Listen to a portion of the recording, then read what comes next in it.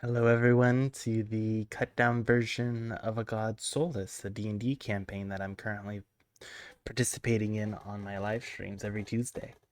Um so basically, in order to make it a little bit easier for viewing, I have of course decided to cut them down to just the actual story itself for those who want to watch the story but don't actually want to watch all the banter. Though I do have to give credit to Mike the mechanic, my fellow streamer on the D&D campaign, as due to my inexperience when we started the campaign, my audio was messed up for the first two sessions. So he's graciously let me borrow his vods to make this cut down version for the first two sessions. So I'm going to have his link down in the description. Please go show him some love and support. And I hope you enjoy this cut down version of A God Solace. So, Eastrel. This is the kingdom that has the most technological advancements. Ones that would never have been predicted if you would have asked anybody in this continent over 200 years ago of these advancements that could happen. When wild magic, when somebody tried to cast guiding light, it would explode and and really harm people. Or when somebody would be trying to cast an ice knife to protect themselves from a wild boar and instead have it turned on themselves. These wild magic uh, amputations that used to run rampant without any control within this world have been able to be calmed from Eastrol with its technological advancements by the name of one Hogan Hashler, a a half elf scientist who created the substance, the maelstrom, over 200 years ago. And at first, it was hard to carry around. It was always heavy and and always formed in something that you'd have to carry with you on your person. But now that 200 years later, it's advanced to the point where nobody has to carry it on them. There's massive towers towering over this country of Kestrel that prevent the effects of wild magic from kicking in by absorbing the wild magic in the air. And even more so, it's been able to be harnessed, this wild magic, as a battery source to power Kestrel and some of the towns and cities within it, creating almost like a cyberpunk vibe to many of the cities and towns within it. There are two other kingdoms within this country though that do seem to be quite upset about the advancements with Kestrel and them still having to deal with the effects of wild magic, as they don't have these towers or the materials to really hold these wild magic effects at bay. And there are some tensions brewing beneath the surface. But that's not why you're called here today. Today, you are some of the very few available adventurers that are currently experienced that have been asked from the Adventurers Guild to head to the Kingdom of Kestrel. More specifically, the head capital of Avalonis, so that you can put an end to these many new people that seemingly gain these magic powers out of nowhere. And they've been running off into the wilds to go and fight monsters, and there are many more that come back dead than alive. That's no good. I'm not ready to die. Are you sure about that? No, yeah. I'm not dying today, bud. Well, I'd hope not today. Session 0 would be the worst time to die. That's what I'm saying. As with many adventures, the party has been called to this tavern by the guildmaster, and as you approach the front of the tavern, you see a large, kind of worn down sign, but it's kind of quaint in its sense, hanging above the doorway, that has the name of the tavern inscribed on it, saying "Ale your spirits." And inside, as you step through the door, you see that it's quite melancholy. It's very empty. There's only a few lights on. It's very dim, and the only other light besides the few lanterns that are sitting around on a few separate tables is the low evening light filtering in through the windows.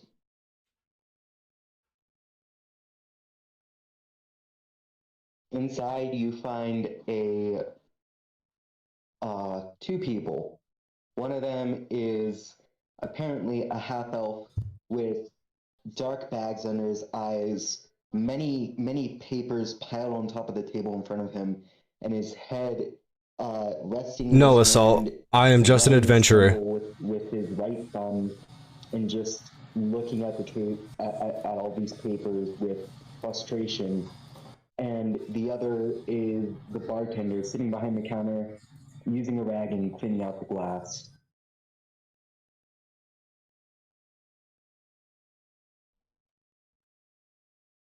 Hello? I think that was the end of the speech. Hello? Are you still there? Yeah, I'm still here. Oh, okay. Were you able to hear any of that? Yeah, I heard I you. heard all of the cutting clean. Yeah. All right, I just want to make sure. All right. Right then. Mora, would you please introduce yourself?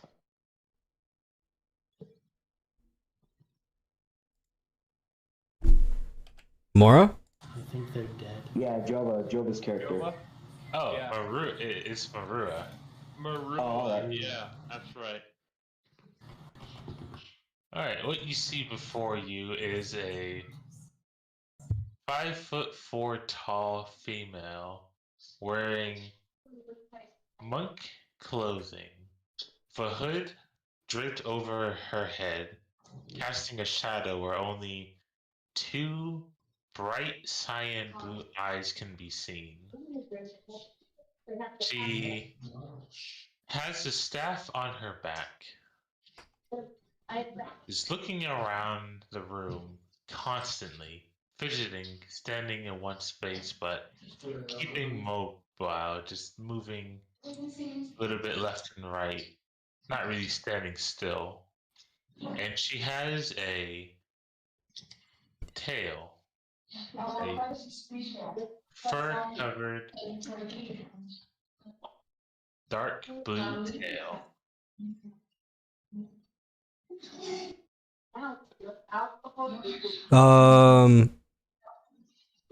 Somebody have like a TV on or something?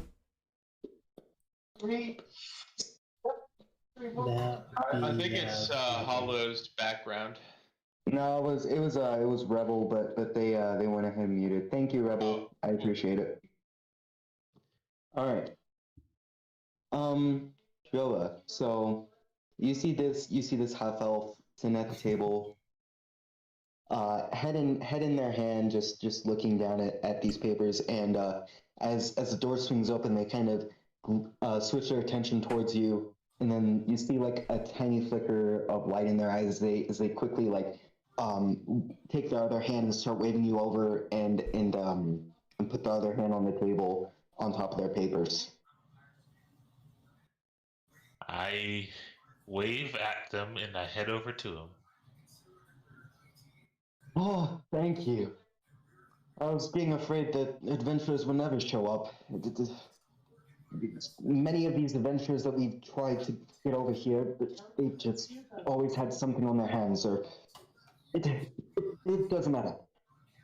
Anyways, thank you for taking the time of day. I also had some other letters sent out to some other adventurers. Hopefully at least a couple of them show up, as we are very, very short-handed in the problem, and it would be great assistance if you could provide your services to us. But please take a seat. Inquire whatever you need. Thank you. I'm sure the other adventurers will be along soon. I know one adventurer is a dear friend of mine will be joining us today. And Oh, that is to take my seat. relieving to know that there's not just going to be one person at staff of us.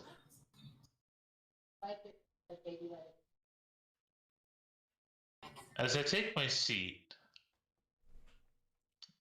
I want to look around the room more. What do I see?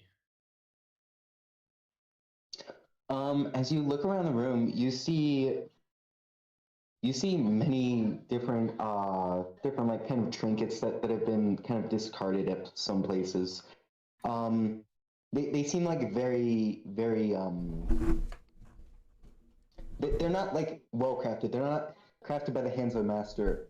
No, not at all. Instead, they seem to be almost as if somebody that has taken up a knife and just started trying to whittle at something that they have no experience with. And you see like what you try to make out to be a bear, but it could also be somehow an owl sitting on one of the tables as a wooden statuette. And it's other than these the singular bartender that's sitting at the back still cleaning out the glasses, and I'm really just kind of like looking around trying to see if there's any other tasks that need to be done. um it's quite empty, though you're not sure if that's just due to the hour at the moment or if this just isn't quite as popular of a tavern.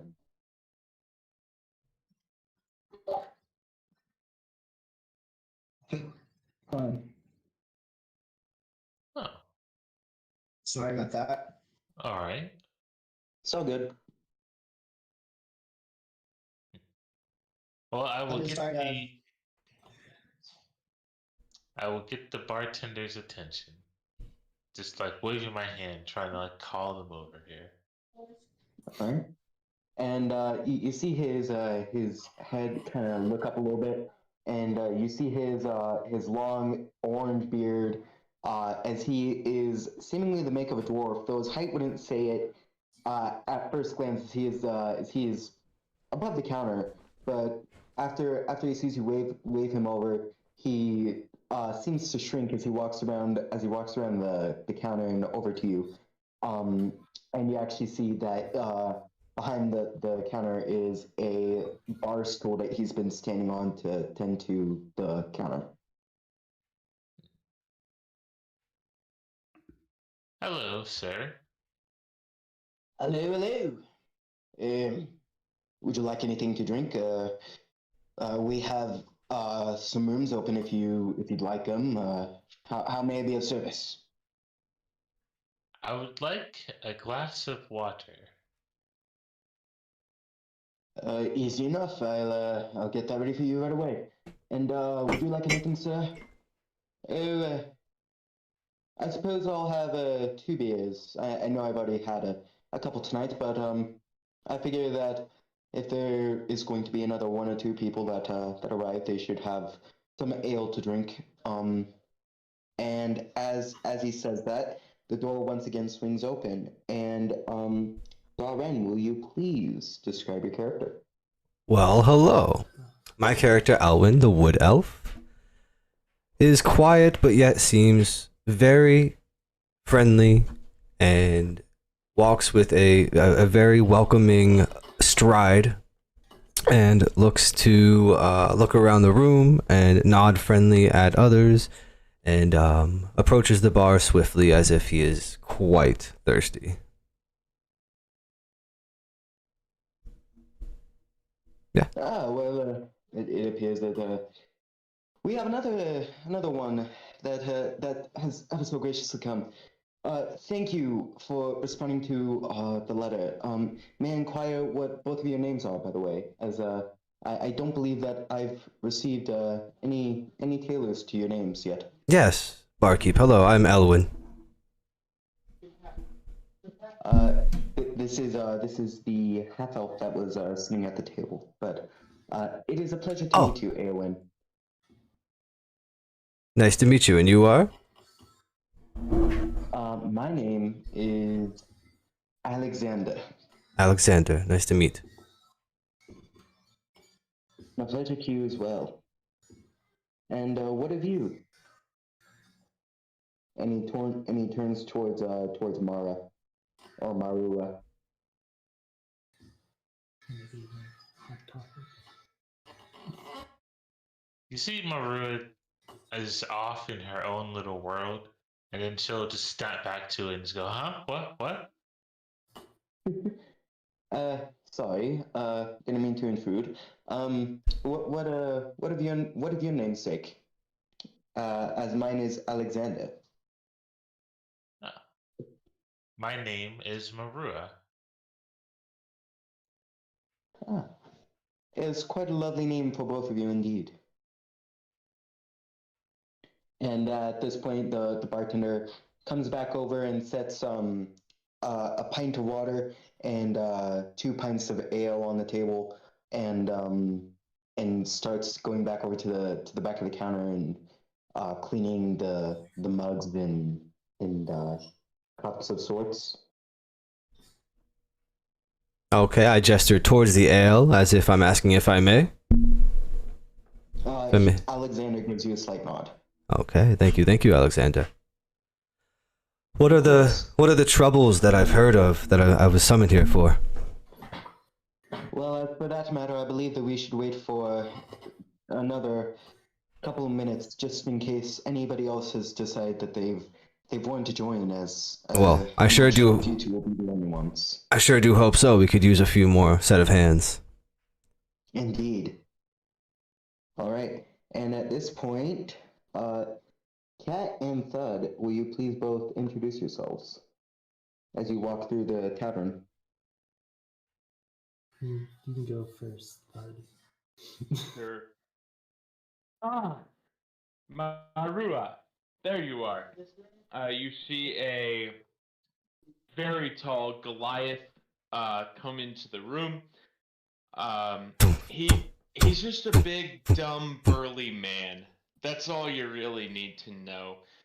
And so he walks in and walks up straight to Marua and sits down on a stool right next to her. Ah, hey, Thud. Do you know who we're supposed to talk to out here? Why this gentleman right over here? Yeah, Thud's gonna look over towards the gentleman that Marua is pointing out. Can Thud tell if it's a magic user man or like a true adventurer, you know? Make an investigation check. Sure. How do I not have my character sheet out? Holy shit. Ill prepared. I know, right? Also, sorry, real quick side note, Rebel, our characters are starting off at level 2. Your character is at level 5 at the moment. Oof. Oops. All right, investigation can do. -1. Let's go. Give me a good roll. Yeah, I rolled a 2. So I was hoping we'd get a nat 1. yeah, Oh, I would've been I was that close. You rolled a 0 on investigation. Looking at this man, all you see is just his tired eyes, and you just become somewhat fixated on them and kind of forget like what you were trying to think about beforehand. Is you just suddenly start to think, how much sleep has he had? Because he looks like he is just dead inside. I thought it's just gonna say, "Are you tired?" And he's not gonna say it in any like particular volume, just like normal talking volume. What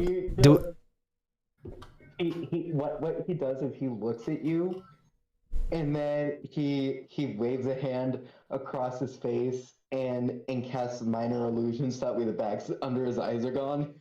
And he says, "No, not at all." Okay. I don't believe that. But also, so Thud is gonna respond with, oh, you look well rested all of a sudden.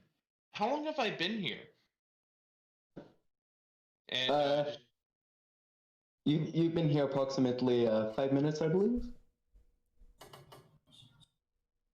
Thud's just gonna look confused and turn around to the barkeep and order an ale.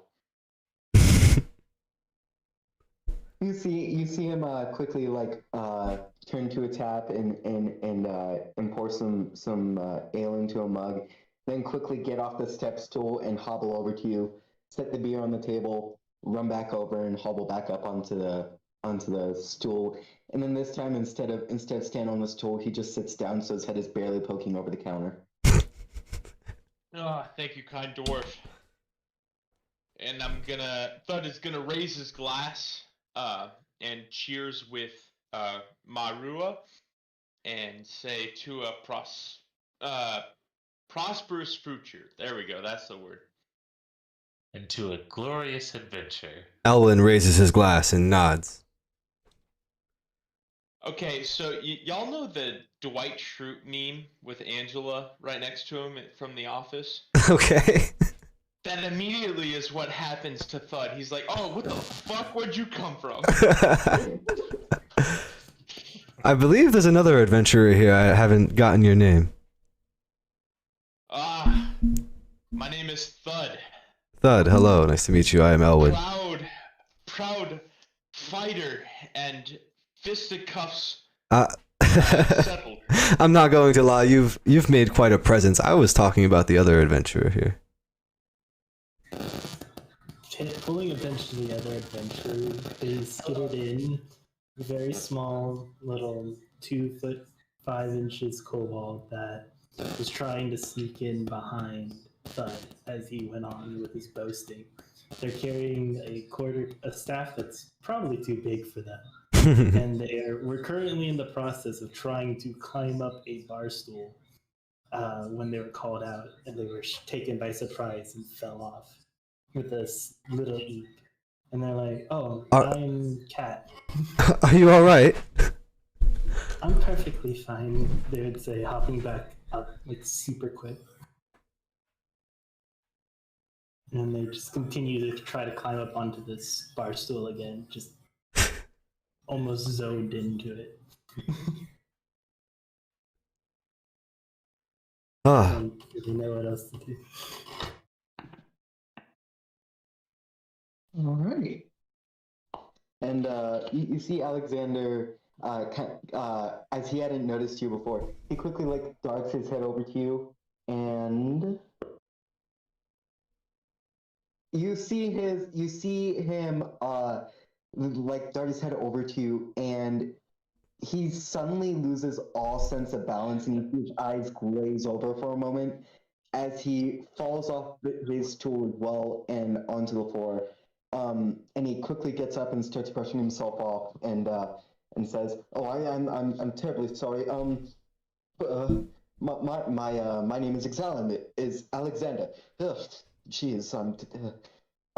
Anyways, pleasure to meet you. Now we're on the same level." And he quickly jets out his hand to shake yours before climbing up back onto his stool. They would shake his hand, but their hand was very small in comparison, so it's like basically their whole hand could encompass Cat's hand. You grab his entire arm and shake it. Basically. I'm imagining how a little baby would wrap their hand around an adult's finger. It's 2 fingers, but yes, basically. And all the while, character Drac is just sitting at the next table over, just examining this whole situation. And he's like, you know what? I got to come up and see what's going down. So I come up to the table that you guys are all hanging out at, and I introduce myself. Hey, I'm Drac Suburb. Y'all can call me Drac. I'm a dragonborn. And then I ask if any of you guys want a drink. I could use another ale. Yeah, Thud is Okay. immediately gonna start chugging his ale, and finish it as quickly as possible so that he can get in on you buying his drink. Chad just Okay, mutters so then I go giant over. in So then Japan. I go over to the bartender and say, "Hey, can I get a round of ale for whoever wants one?" Aye, barkeep. Thud is Yes, immediately gonna throw his hand up like he's in 3rd grade social studies and knows the answer. Okay. Maru is just going to just sip on her water, just watching. all right. Yeah.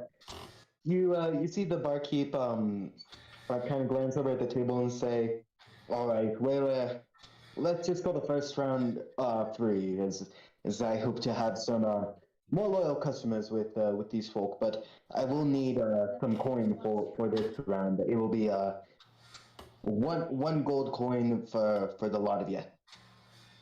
Okay, holy shit. Out of character, real quick, Hollow, how much money do we start with? Because I have no clue. Oh yeah, I 10 gold apiece. Cool. Dang, 10th for that. Oh 10 yeah. gold apiece is fair enough because there's not going to be too many like expensive items or anything at the start, but you will probably need some gold down the line for some items or another. Oh yeah. Why does my character have 140 gold pieces? I don't know, but you're about to lose 130 of them in a massive accident. No, Squirrel. Oh, where did my gold go? This beer is most expensive Thud has ever had, and he tips the bartender out of poor Rebel's funds. Oh man, I'm gonna probably have to take off a good, I don't know, I have 25 gold by now, so I'm probably gonna have to take a good 10 because I got the finest ale for, I think it was Mora. Alrighty. Finest ale is just water. Or Whatever, whoever. I mean, hey, water's expensive in that part of town, so. Maru is drinking the finest ale known to man. Water. That's a shitty. Alright. Yeah, I think ale, whoever in my opinion. wanted a drink, so. Yeah, so I think you got 2 others other than yourself. Because I know me and Mike said yes.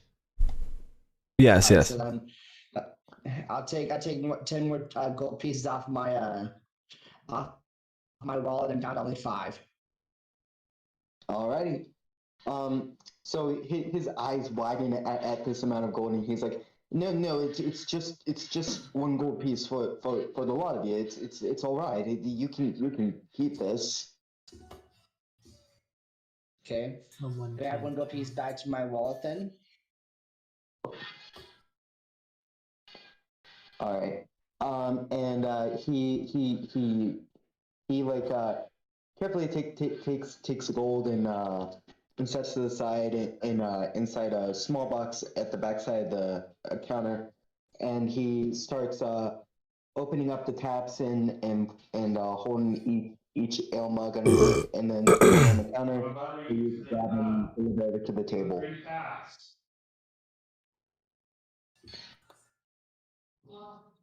Is that the shrinking? And as you return back to the table with the ale, you hear Alexander speak up again, and he says, "Well, considering that who I presume to be all who accepted the invitation at this moment here at this table, plus you, Rexiver, I have no idea if you'd like to join them on this quest or not, but if you would, then you would be compensated as well as the rest of them for this task, and I would appreciate your services nonetheless. But yes, so basically the task at hand, as I've briefly mentioned in the letter, there's been some new adventurers running around and getting themselves killed as they don't have experience. We have schools for we have a school for adventurers that want to start becoming them, but the school's highly understaffed at the moment due to all these new adventurers seemingly appearing out of nowhere. Um, so our best efforts have been futile as these adventurers with the new powers just think that they're able to control them immediately. And unfortunately, they're not. And this is causing quite the dilemma, of course. And the population here is, well, it's stable enough for the moment, but it's so tragic for this many accidents to occur at once. So that's where you come in, and we hope that you're able to somehow subside this issue in any way possible. Though we'd prefer for whoever is causing this to be brought back for questioning. If you have to resort to a different means, then resort to it. It's one life versus all these others that are being lost. Are you certain it is a person causing this? Could it be a creature? Sounds I like know. weakness to me, Thud says. And he starts just saying, that's what happens when you let magic come in and start making life easy and thinking you can do whatever you want. Cat just looks uncomfortable to him talking bad about magic. Yes, indeed, but we've no clue of the culprit of this. Some that have gained their powers say that they gained it from a robed figure on the streets. Others say that they just touched some maelstrom and all of a sudden they felt like some maelstrom that somebody had dropped on the road and they felt these new instincts inside of them. But we've no clue what's causing this or why. It's just obviously there has to be some conscious entity behind it, though.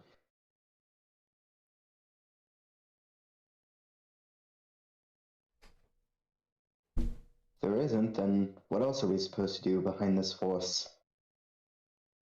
There has to be something. Y'all go ahead. I was just saying there has to be something causing the changes that we've been feeling. Do you have any leads that we might follow? All I got was the letter, and here I am. Ah, yes, indeed. Down at the Choppers Market, there's closer to the pier. There's a lass by the name of Coin that runs a flower shop. And she needs assistance, I believe. Something about her sister being missing. But she said that she had information that regarded our topic as well. I think we should go maybe help her out. Seems like we have a person we could help her find. Indeed. I can't thank you enough for showing up here. It really means a lot. Every other adventure that we've contacted has just run out on us or been too busy, and it's frustrating to say the least.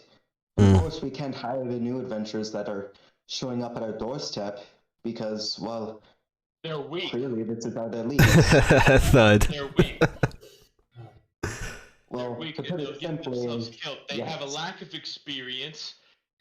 They take for granted the power that's been given to them. That's why magic leads to these issues. Straightforward and intelligent. Admirable qualities in a man.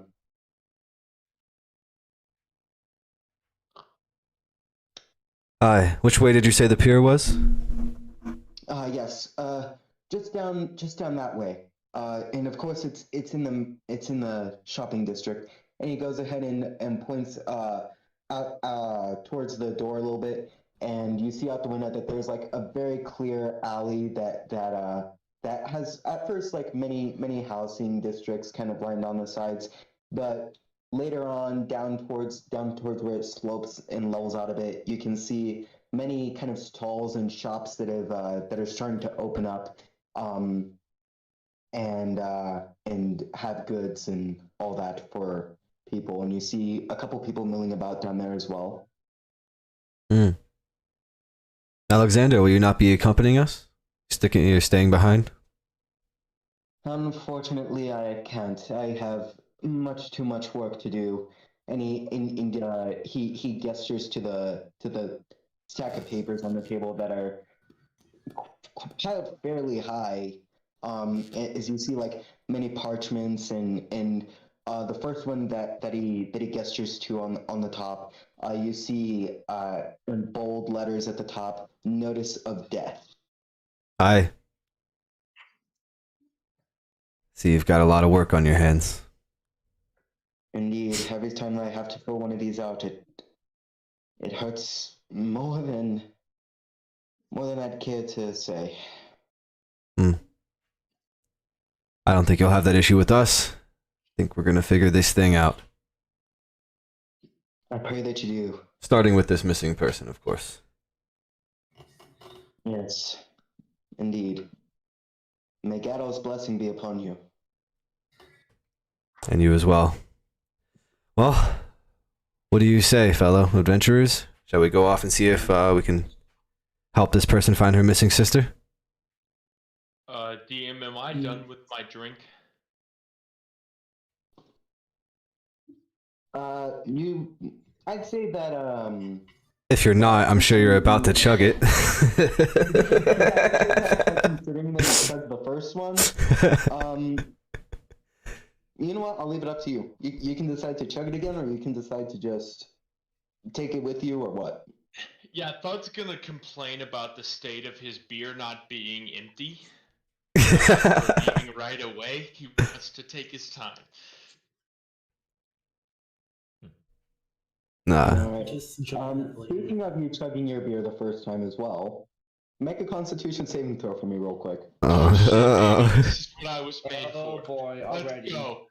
Thud was purely made for Constitution saves and strength saves. Let's go. I'm a little concerned if that is the case. Wait, hold up. The dice didn't roll. Am I stupid or? You click on Constitution or something, right? Oh, sorry, 13. I just I didn't got my read own. the Like, I got a set of dice already, so 2 sets actually. Good dice. Yeah, no, I got Thud got a 13. 13. All right. So, yeah, you feel it like bubble in your stomach a little bit as the ale that you chugged earlier kind of doesn't settle right. But after just a few moments, you feel your stomach starting to calm back down again, and you feel fine.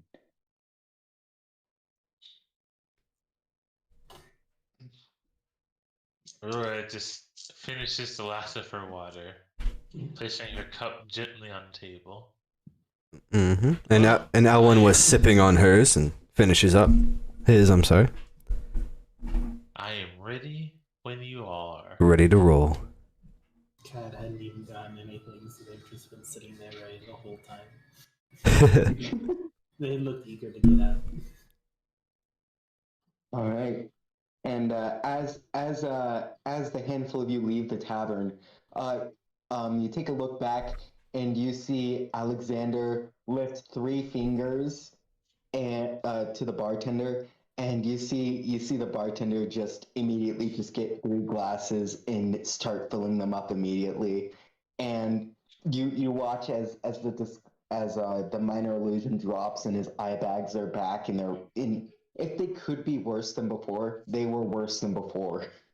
I knew he was tired. That lying elf. Yes, Thud. I think he's been through a lot recently. He's seen many, I'm gonna use the word departures recently, and I think maybe us returning might really lift his spirits. So let's see what we can do to help this town out.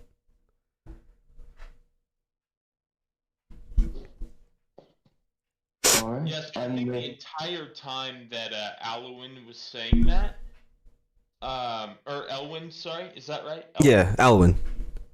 The entire time Elwyn was saying that, Thud was likely mocking that with his hand. It's like the sock puppet, because it got a little too cheesy, you know?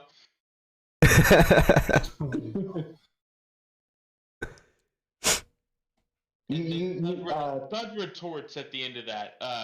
Let's just get this job done and go back to drinking, right? I hear you. As you're doing the motion with your hand, Thud, you see a child and his mother walking by, and you see the child is looking at you in your towering build, and he sees you doing this hand puppet thing, and then he starts doing it himself while holding his other hand with his mother, and he starts looking towards his mom and mocking her with the hand puppet. Yeah, so with his free hand, Thud will thumbs up that little boy for being a G. The mother looks like very irritated at the son as she's trying to tell him to stop. As you overhear the conversation a little bit, and you hear the mother say, "Jack, I've told you so many times. You need to stop stealing the coins that we're giving to pay for our own food. We're getting kicked out of so many stores. It's not even funny anymore, Jack. Jack, are you even listening? Jack!" Holy shit. This is the best DM ever. This man just used my own personal name to shame me for my current actions in the game. That's wild.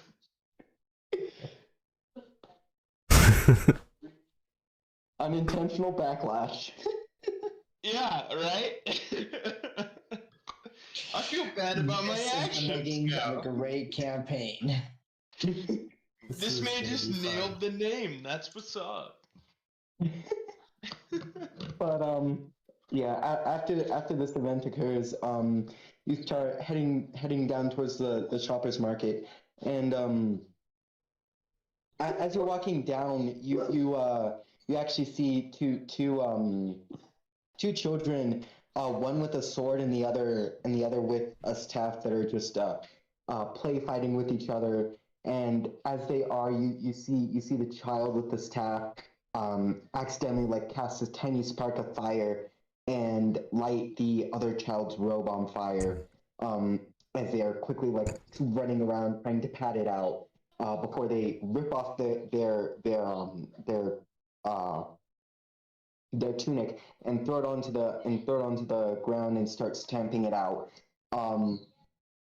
And you see the child with the staff like covering their mouth a little bit, like, "Oh no, I'm sorry, I'm sorry." Thud is Still not used to immediately this gonna color. run in there and pick up the child that cast the magic. And And Vrak follows close behind. the second Thud picks up the child. He's gonna start yelling at him. Why the hell are you using magic? What would make you think that is okay? I didn't mean to. It just happened. They always don't mean to, and then it leads to less training and less utilizing of skills and time. You want the easy way out? Take the easy way out. But if you actually want to become something, give up that magic. Work hard. It's easy to turn someone on fire, but it's hard to hit him in the face. And then he throws him on the ground. And you see her eyes start to tear up as she's been scolded. Holy she shit, kind it's of, a she? What the fuck? she kind of curls up into a ball and starts whispering and talking to herself, saying, I don't know how to control it, though. I didn't ask for this. Elwin walks up and says, I think we all have experienced the changes happening around here. I felt it myself, and there's a lot of uncontrollable things happening here. You try to cast a simple spell and something weird happens. I think that's what we're going to be finding out here, so. That's just going to retort to that. That's the easy way out. That's the way they want you to take out. It's hard to resist the feeling of magic. It's hard to resist the temptation of an easy life. But true warriors will take life by the hand and the strength of their own body. Aurora will walk up to the child, bend down, and just gently pat her head, saying, there, everything will be alright. You seem to be the only one out of the three that has provided any sort of comfort or solace to her, and she You know how like when children are crying and they're like they're taking like really fast shaky breaths, and they can't like necessarily talk right. She starts to sort of calm down a little bit and take slightly deeper breaths, and she kind of looks towards you and nods.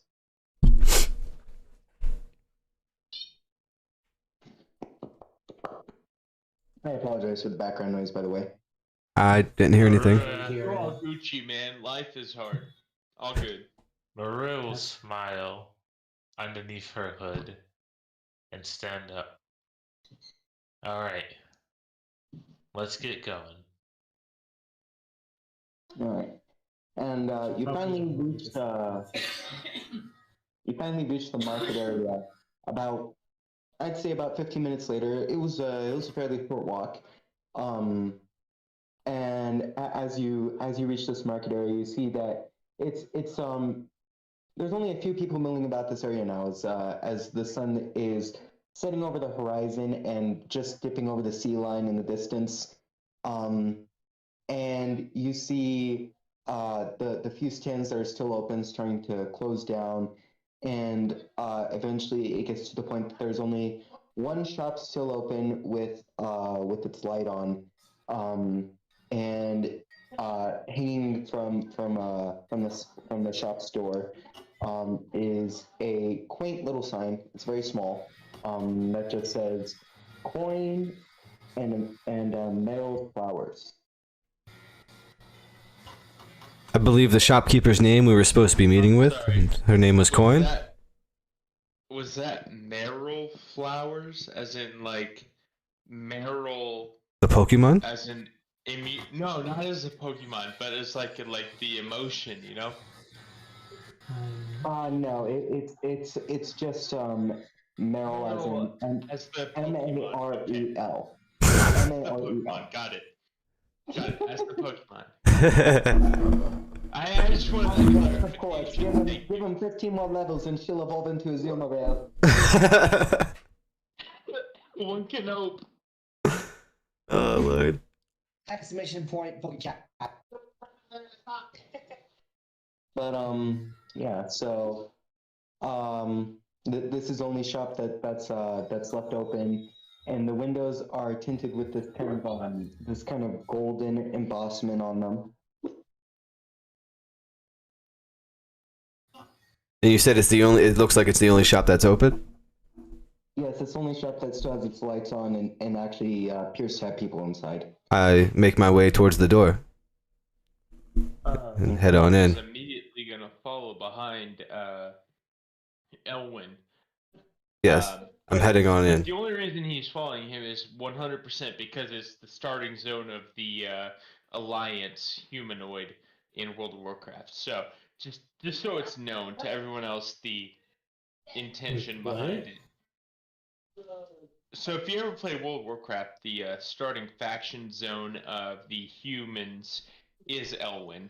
So that is why Thud is following Mike, for no other reason. Oh, I see. Dang. Thud has some meta knowledge going on there. Absolutely meta knowledge. If you think I ain't gonna use it, you're wrong. As you open the door, you actually realize that it takes a lot less force than you thought it would to open it, and you kind of like look around for somebody that was opening it, Aelwyn, and as you look downwards, you see a kobold quickly kind of scampering out with about 15 boxes, small boxes of various just designs and logos on them, and they all seem to be empty, as he's able to carry them far taller than himself, as he just scampers down the street with them, quickly giving a glancing look at Kat. And Yeah, I do a double take. I look at the one that just came out the shop. I look back at Kat, and I'm doing like a double take, like almost gesturing to Kat, like, do you know this person? You look the same doesn't mean we know each other. I'm just curious. She seems like offended that you would assume that they knew each other just because they were kobolds. They don't say much more, but you can just tell by how they're like giving like very childish, puffed out expression of like pouting. Their tail is just like irritably flicking from side to side like a cat's would. Very much so. All right. And as you enter the store, you see a dark-skinned half elf, about I'd say 5'7" tall, and they have very nice ornate clothes on themselves, and you see them kind of perk up as you look inside and say, "Oh, hello, welcome to Coin and Meryl's flower shop. Yeah, unfortunately Meryl isn't here to assist with anything at the moment, but anything that you'd like from the store, just go ahead and browse, and I'm here for checkout if you need anything." Well, actually, hello, Coin. We've come from the barkeep has told us about Meryl, and we're here wondering if you can give us any information, and maybe we'd be able to help you out. Yes. Well, personally, it happened about a week ago. No worries, no worries. Take a deep breath. Let us know what's going on. Yes, my sister was going out to collect some flowers, and some wildflowers, some daisies and roses, as we had started to run out of stock of them, and predicted that we'd be out by the end of the day. And she just didn't come back. It was supposed to be to the forest just north of here, but there's been no sign of her. And it's been an entire week. I'm just so worried about her. Okay. How far north do you think she could have gotten in this time? Within a week's time. Quite far. I mean, he's only just a child, but I mean, have you seen how fast children can run when they're in danger? Mm-hmm. Bud is gonna respond with no. So she's been missing a week in the forest. Yes. Hold up. Thud wants his answer. Fast, Thud. Very fast. How fast can a child run when in danger? Especially with the sporadic instances of magic, you never know what was capable. But on average, like... Thud, you hear a magical voice whisper inside of your head. They can dash, Thud. They can go twice as fast as you if they're really trying. Thud's immediately gonna verbalize just the two words, the fuck. The And, fuck. like, just run to a corner and just start, like, holding his head. He's not into that whole interior voice thing, you know? It don't exist. You're not real. You're not real. So, wait, what type of place is this again? A floral shop. Generous floral shop? Okay. Yes. So while all of y'all are talking about the missing child, Cat just disappeared to like look at flowers, just trying to find any unique one. Make a perception check. At advantage. The plus I one. was manually, and I rolled a 4 and a 15. Oh, So shit. 15 plus 6, Four. so that'd be 21. 4 minus 2. Oh, but- dang. oh, wait, Okay. that's fine. Fuck. You find a almost glowing golden flower. It seems to be the last one in stock, just laying in a box. And as you pick it up, you feel a very faint magical essence coming from it. And I'd say with your knowledge of nature, that you know that this flower is extremely rare, though it is able to be found, and it's able to restore up to 2d6s of HP from somebody. I am going to take that and keep it with me until everyone's done talking in order to interject and buy it. So I asked Coin if there's any other information that she may be able to give us to help us find her sister, or any supplies she may have to help us along the way.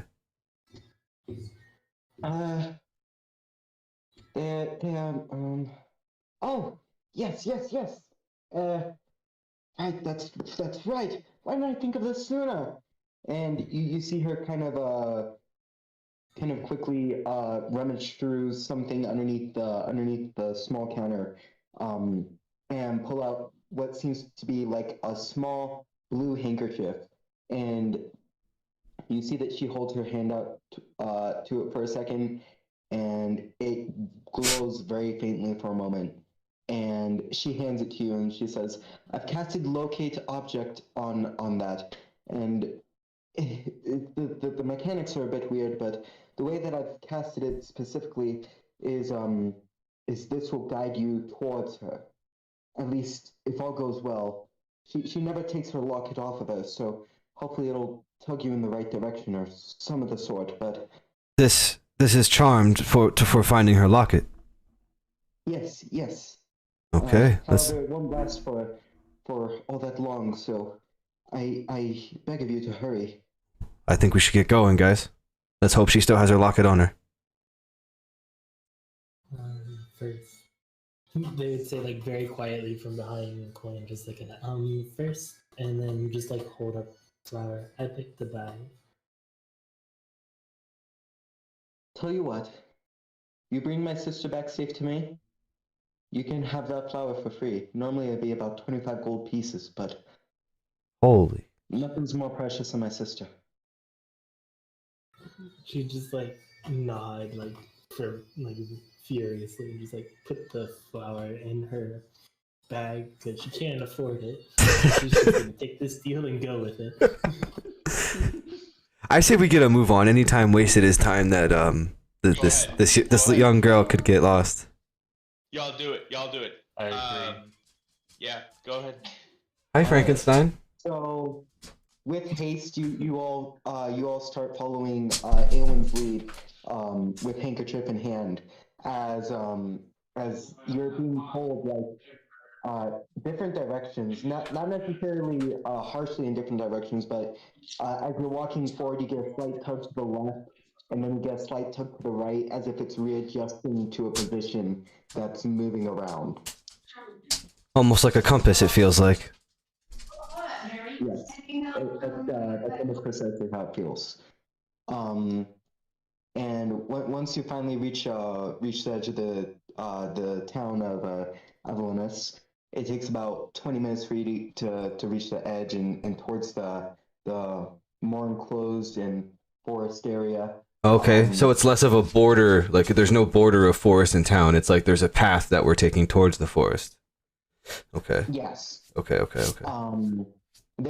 Basically, the way that the city's laid out is there's very specific routes to get you from one place to another very efficiently. Like for example, from the Adventurers Guild to the Adventurers School, it's only about a 2-minute walk. There's a path that goes straight from there to there. Oh. Since the flower shop is in the market district, and many of the other areas in market district need wild items or items from the forest for their trades, there's a path that leads pretty much directly out to the forest.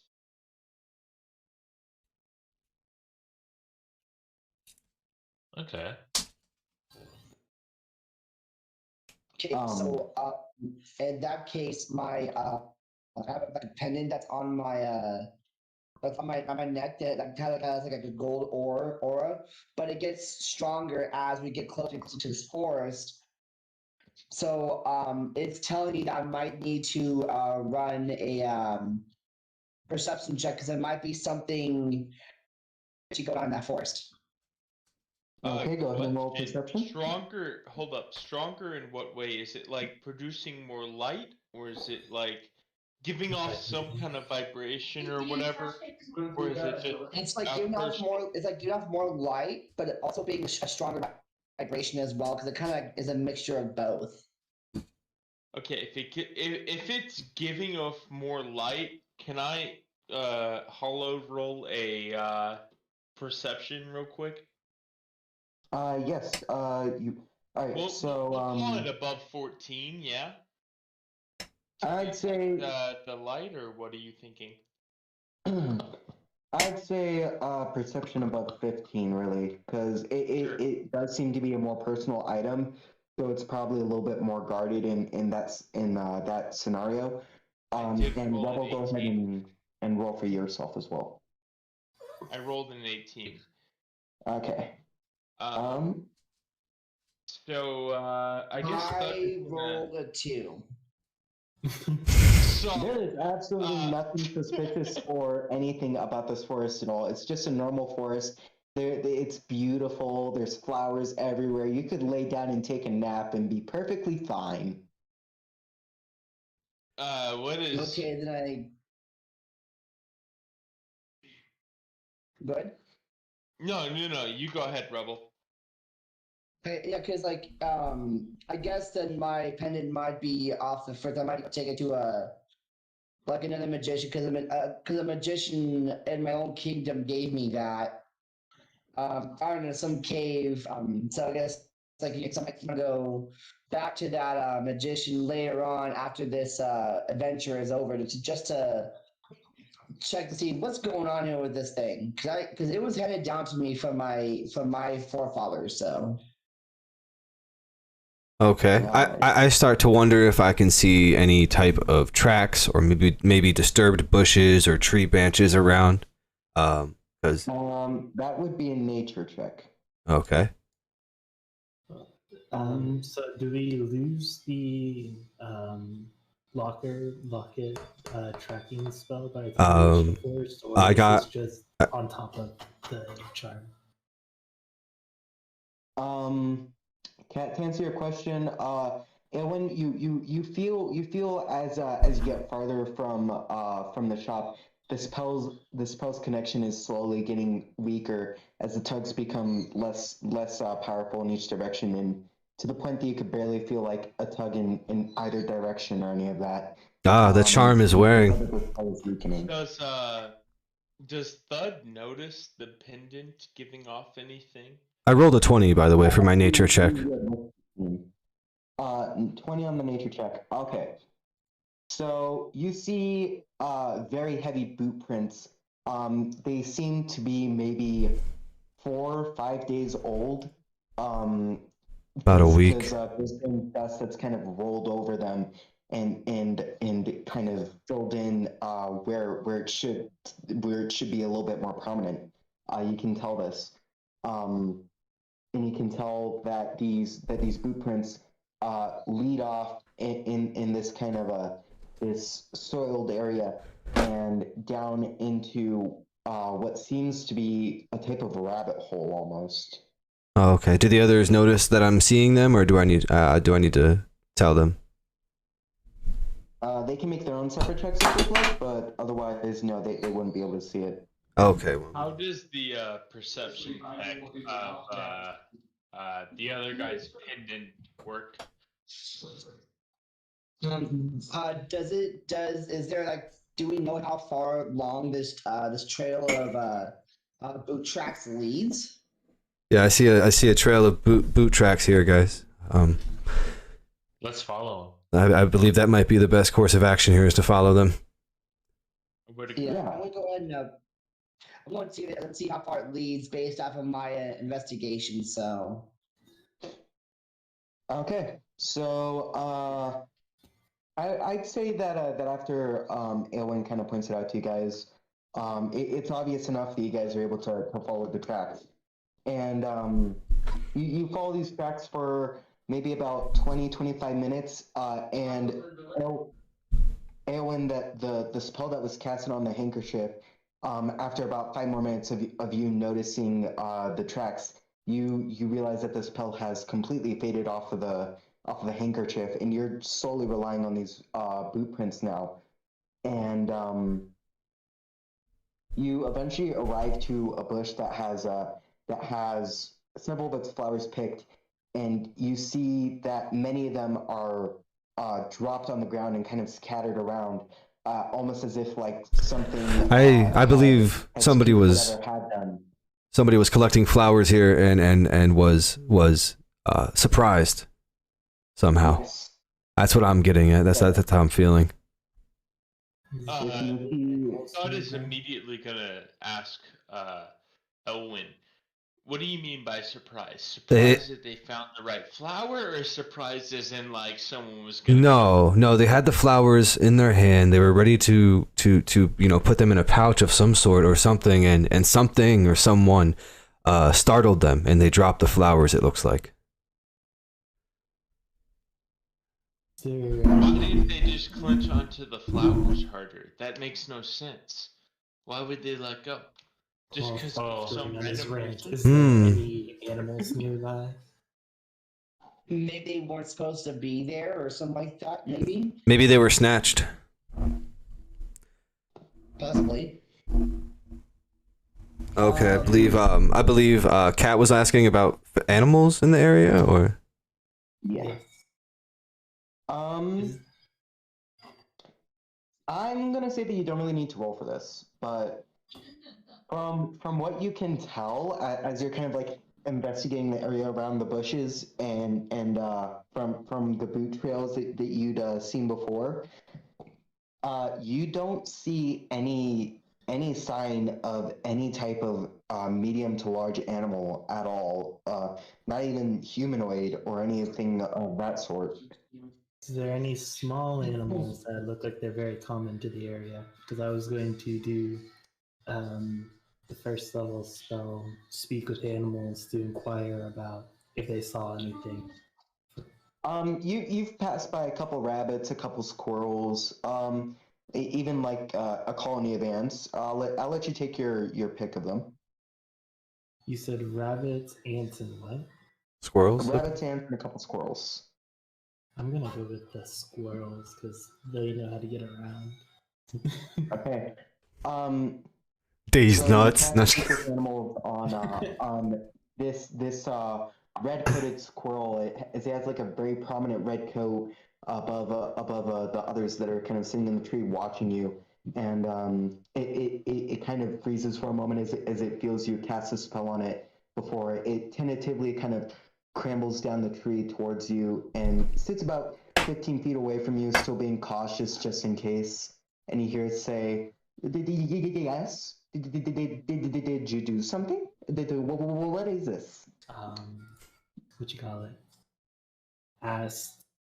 Squeaky squeak, squeaker, Sorry, can you squeaker, squeaky, squeaky squeak, squeaker, squeaky tin, squeaky, My squeaky. brain's having like a brain fire on what you said. All right. So you're basically just asking if you've seen if the squirrel's seen it around or anything. Yeah. All It's right. basically if they had saw a little girl around here within the last week, that was like around. Well, there was something that came through and tried to take my acorns, but that was a while ago, and I don't know. And there was something that ran into the cave. What kid? But I don't. Oh, I can't hear It's that. too dark to tell anything. The wind was really bad that night. It was scary. Is that all? I'm still trying to take my acorns to my tree. Yes, that'll be it. Thank you, she'd say, and just like flash it. And all I'm birds. hearing is squeaker, squeak, squeak, squeak, squeak, squeak, squeak. Yeah. Squeak, No, squeak. to everyone else, it just Oh, looks to me, like What? Cat's just basically talking to this squirrel, and it's just squeaking back, and that's all it is to everyone else. Yes, exactly. I was about to ask a question. Magic. I was like, oh wait, I don't understand what they're saying. I forgot about that. So Maru is basically, going to there's- I'm sorry. So then I What? frantically search around for my Rosetta Stone. Like, what's my name? Stone at? Maru is going to walk up to Cat. What is the squirrel saying? Oh God, I'm gonna tell them the information you told me. I don't know why, but tonight I'm having a very bad time remembering what was said like 2 seconds ago. Okay, so basically to paraphrase, something tried to steal its acorns a while ago. It saw something ran into a cave nearby, but it was too dark to tell what. And that same night, the wind was pretty bad, and it was shaking up a lot of the trees and stuff, and it was kind of scary for the squirrel. Cat. That is gonna ask Marua, if she can ask the squirrel where the cave is. Yes, that's what I was wondering. I can't speak to squirrels, but I can ask Cat if she can speak to the squirrel again. What do you mean you can't Like, speak? It was- Wait, hold up. You can't speak to squirrels? You're No. literally about speaking to animals. You're a monk. What else are you supposed to do? So, I'm I not guess that- that she's only fluent in feline. so there's just Just the like because I have- towards Thud while they're arguing, and proceeds to ask the proper questions. Just because I have a tail and cat ears doesn't mean I can talk to animals. What do you mean? That magically Very makes you fair. half animal. While they're arguing, the squirrel kind of turns around after it had started kind of running back over to its tree, and it looks at you, and it stands on its hind legs and then points over the hill that's kind of in the distance, and you see a kind of slanted hill type of thing, but it's completely made out of stone, almost as if it was exposed by unnatural means. And you see that's slanted, and there's an opening at the very front of it. Okay, I'm going to take the scroll one more time before turning to the group and say, the squirrel said that the cave is that way, and then like pointed the direction that I was instructed or told.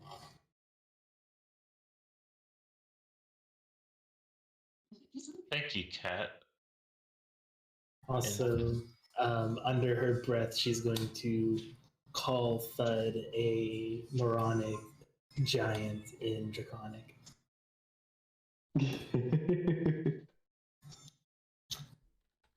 But you know my monk training isn't about animals.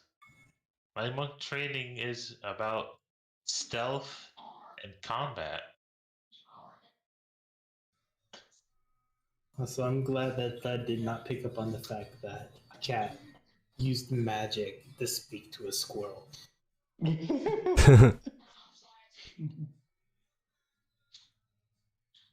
Anyway, I guess if nobody else is going, like if nobody else has anything to ask, Cat would just kind of lead the way at that point.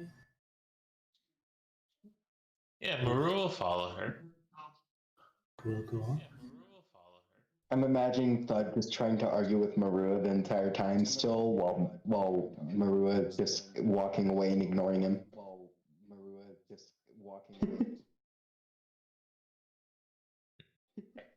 But yeah, you I'm sorry, off character. I'm gonna be muting a lot because down the hall, my roommates are watching Wheel of Fortune. So off character. Nice. But yeah, you guys make it to the cave pretty quickly as you have a basically an exact idea of where to go to, and as you reach the cave entrance, you feel a blast of cold wind kind of exit from deep inside the cave, and kind of almost as if it's exhaling on you, challenging you to enter. And then everything around, even the birds and the occasional chirping from grasshoppers, quiets down and almost falls entirely silent.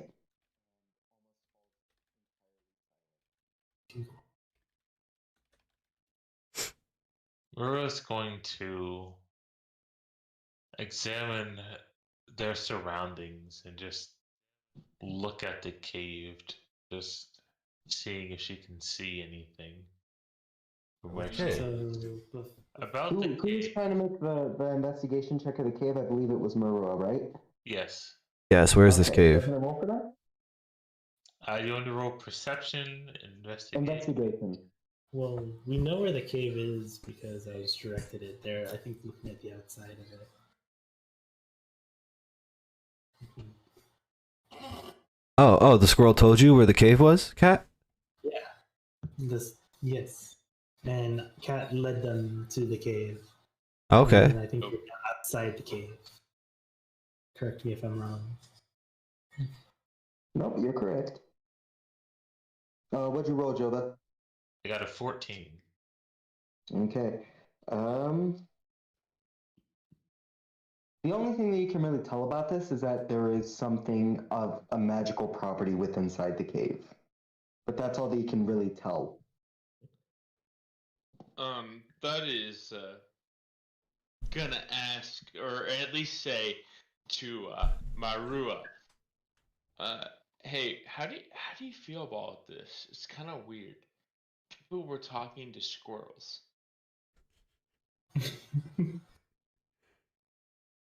Personally, I see it as strange, but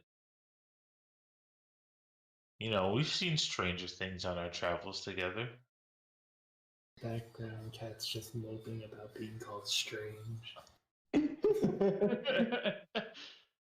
Yeah, Because they're not but, even like, being quiet about this. They're just straight oh, up talking absolutely normally. not. No, I have zero regard for personal boundaries. So Thud's just gonna respond with, but like they're talking to squirrels. Yeah. Okay. I guess you don't have a problem with it. I'll just follow you. You never led me wrong. You do you. And as you're about to enter the cave, I'm going to need all of you to make a real quick perception check. Perception.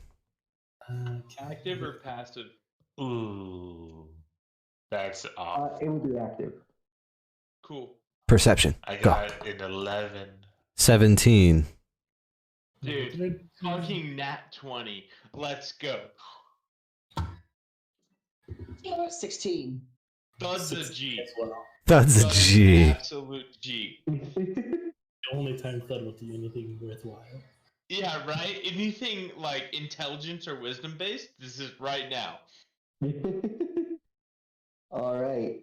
So, Aelin, Vrekvisor, and Thud, you all hear something coming from the inside of the cave. Towards us? Something that is moving at a very quick pace towards you. Oh.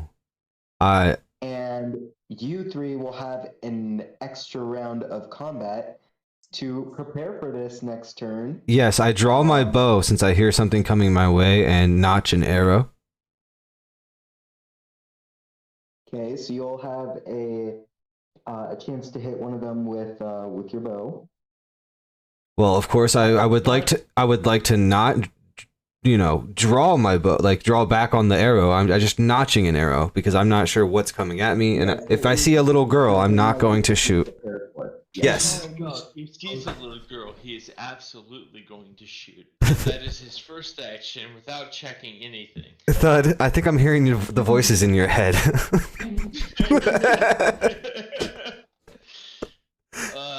Thud is going to pull out both of his battle axes and move about 10 feet in front of everyone else, excited for the conquest that is about to happen.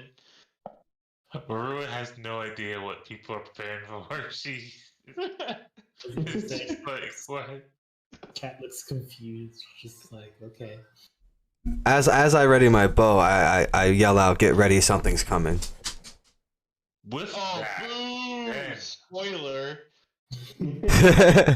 hearing that, Spoiler. Marua My will, breath weapon. get into a battle stance after hearing that. Cat's just like scampers behind Marua and them. Just like, okay. Backline. Okay. So you three will be the only three that will have an opportunity before this threat reaches you to be able to do something about it. And out of the cave, you see several small figures darting out from it. Mike and Jova, you're going to know what these are. As you see 6 different chickens running out of the cave. fuck! God damn Oh, chicken. Sorry. Oh my god. Why? They're not any ordinary chickens. They're like baby what are Oh. those, cockatrice? Baby No, they're not cockatrice at all. They are just chickens. They are, from what you can tell, they are just ever so slightly more muscular than what regular chickens would be, but they are just regular old chickens. And And for comedic effect, I shout, "Oh, dinner!" You shout what? but Something about And for Olo. comedic effect, I shout, "Ooh, dinner!" as the chickens are rushing by.